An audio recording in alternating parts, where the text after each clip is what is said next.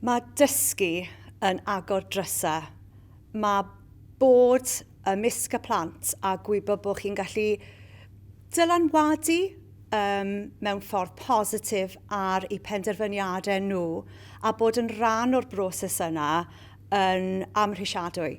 Mae'n sicr yn rhoi gwefr i chi i fod gyda'r plant, i wrando arnyn nhw, i fod yn rhan o'i byd nhw, a bod yn agored i'ch dysgu chi'ch hunan. Mae cymaint mwy gallwch chi ddysgu oddi wrthyn nhw hefyd.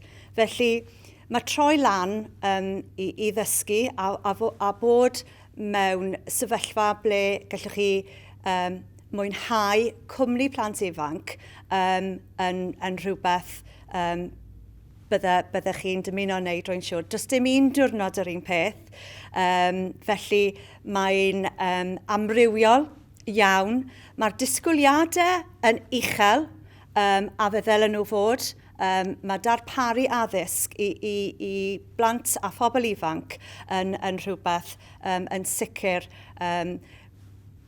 byddwn ni'n dymuno wneud eto petawn ni'n cael y cyfle.